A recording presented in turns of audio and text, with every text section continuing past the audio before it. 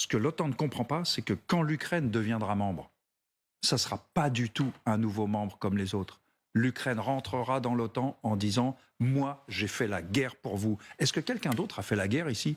Et l'Ukraine va dire « La plus forte armée en Europe, c'est la mienne. La plus compétente, c'est l'armée ukrainienne. C'est nous qui allons vous expliquer ce que c'est que la guerre d'aujourd'hui. Personne. Moi, j'ai fait la guerre pour vous. Je suis de plein droit membre de ce club. » Et ensuite, il y a une condescendance. Pour tous les nouveaux membres, on va vous expliquer, on va vous raconter comment avoir une armée professionnelle. Donc vous voyez, vous venez à l'école, et voilà, vous êtes un enfant à l'école. Et l'Ukraine va dire, la plus forte armée en Europe, c'est la mienne. La plus compétente, c'est l'armée ukrainienne. C'est nous qui allons vous expliquer ce que c'est que la guerre d'aujourd'hui. Vous savez ce que c'est que la logistique? Non, moi je sais. Vous savez ce que c'est que le soutien santé des opérations? Moi je sais. Donc ça va être un nouveau membre, quand elle sera membre, l'Ukraine, ça va être un nouveau membre très différent de tous les autres.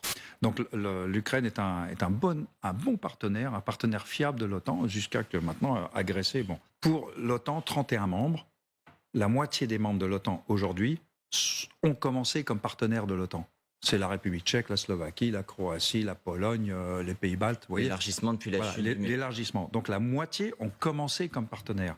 Et tous ces nouveaux membres de l'OTAN sont rentrés dans l'OTAN dans la position du supplicant, les deux paumes levées vers le ciel. S'il vous plaît, prenez-moi, soyez gentils, je voudrais devenir membre de votre grande famille.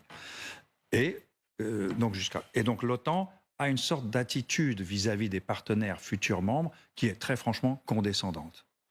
Il y a encore une différence entre les anciens et les plus récents au sein de l'OTAN? Oui, le canal historique et bon, maintenant, je veux dire, la condescendance, quand on voit ce que fait la Pologne...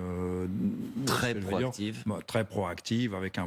Donc, ça se résorbe avec le temps. Avec une expérience et une histoire récente, pour le coup, imprégnée de cela. Ouais. D'ailleurs, vous avez raison, Volodymyr Zelensky explique souvent aussi qu'il défend l'Europe parce qu'il est en première ligne face à l'agresseur russe qui pourrait aller plus loin encore un jour. Au-delà de la question de l'OTAN, il y a le point de la fourniture des armes. Alors ça se fait pas dans le cadre de l'OTAN. Les pays, vous parliez de la Pologne par exemple, le font dans un cadre bilatéral. Les pays donnent directement à l'Ukraine. Est-ce qu'il y a encore des besoins aujourd'hui supplémentaires? Et est-ce qu'il y a encore des possibilités de livraison d'armes supplémentaires? La Pologne, on l'évoquait ce week-end, a annoncé encore de nouveaux hélicoptères, des Mi-14. Bon, ça fait des mois que les États-Unis, que les différents pays d'Europe disent on livre, on livre, on livre. Est-ce qu'il en reste sous le pied? Alors déjà, il en reste pas beaucoup. Et très franchement, c'est la honte. Pour moi, c'est honteux depuis 2014. C'est la honte de l'OTAN, enfin des membres de l'OTAN, de ne pas avoir aidé l'Ukraine sérieusement avant 2022. Alors, les Américains et les Anglais ont pas mal aidé à partir de 2016. Il y a eu beaucoup de formations, en particulier par les Britanniques. Et puis des missiles anti-chars et tout. Donc ça leur a sauvé la mise en février 2022.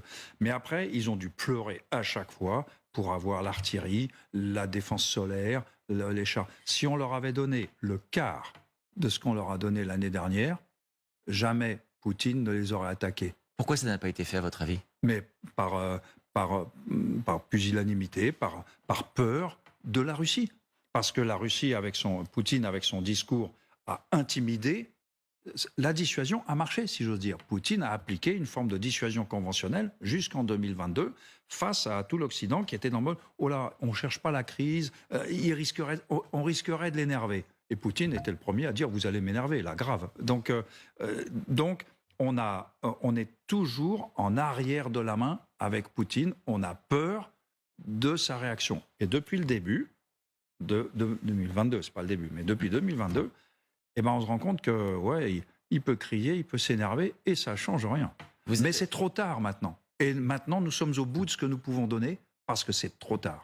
Vous avez entendu certainement, il y a des analystes, y compris des anciens officiers du renseignement américain qui disent si les Américains ont décidé de donner des armes à sous-munitions, c'est parce qu'ils n'ont plus les capacités dans cette catégorie d'armement de donner des armes conventionnelles. Est-ce que c'est un scénario qui vous paraît crédible? Est-ce qu'on donne ça à défaut d'autre chose? Oui, mais c'est ce qu'ils disent eux-mêmes.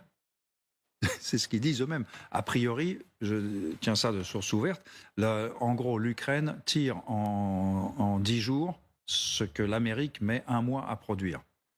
Et je parle pas de l'Union européenne. Là, j'ai pas les chiffres, mais là, ça fait pitié, ce qu'on est capable de faire, nous.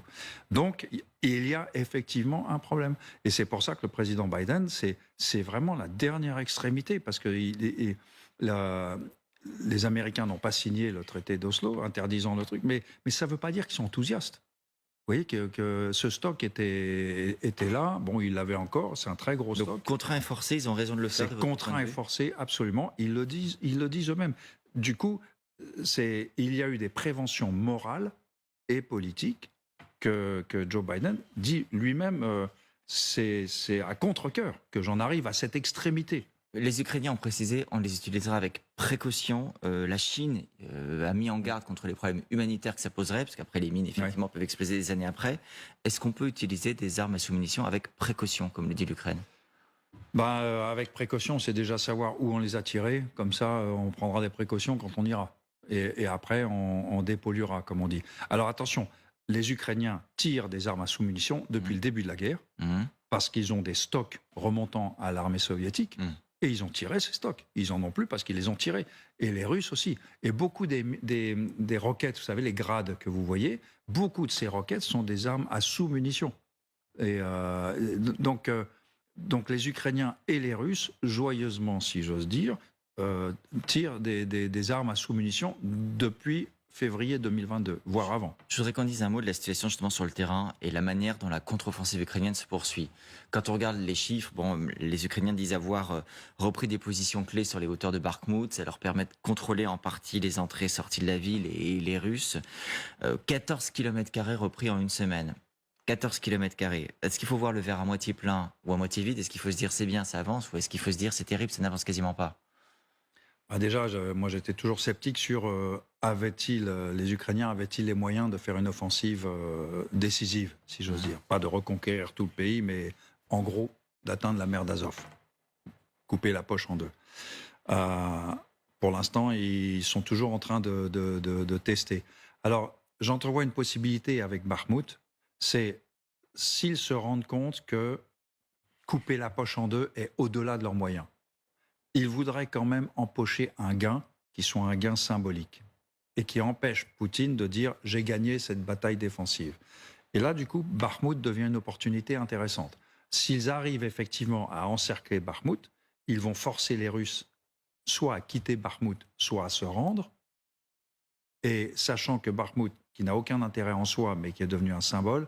mais ce sera un symbole suffisant pour dire la contre-offensive a eu un effet. Si les Ukrainiens reprennent Bakhmout, le seul succès dont a pu se prévaloir l'armée russe depuis 300 jours, c'était Bakhmout. S'ils reprennent Bakhmout, ça ne changera rien sur la situation stratégique, ça ne coupera pas la poche en deux, le tracé s'arrêtera là, mais psychologiquement, ils auront empoché une victoire conséquente. Ce qui fait que c'est peut-être le plan B, si j'ose dire. Mais ça veut dire que quand même, le gain territorial, la conquête au sol a un intérêt pour les Ukrainiens. C'est quand même l'un des objectifs. Parce que dans les critères d'évaluation, on se dit, est-ce qu'il faut raisonner terrain conquis? Est-ce qu'il faut raisonner affaiblissement de l'armée russe? Non, c'est pas en kilomètres carrés. C'est un symbole. Bakhmout, c'est un nom sur une carte. Donc, Bakhmout est libéré, Bakhmout redevient ukrainienne. Ça ne vaut plus rien, Bakhmout. Enfin, puis il faudra dépolluer, soit dit en passant, au sens avec toutes les munitions non explosées qui traînent. Enfin, oui, c'est un gros boulot. Mais au moins, ça veut dire la seule victoire que Poutine avait à son crédit, il a perdu.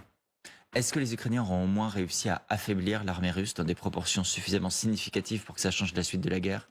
Je ne suis pas convaincu parce qu'ils s'affaiblissent aussi. En gros, on est dans une phase de combat où les pertes sont partagées.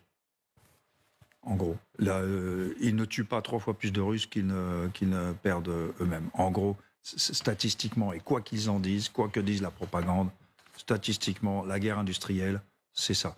Et en revanche, le temps travaille pour eux. Parce que le poison ronge pour les Ukrainiens, le régime Poutine.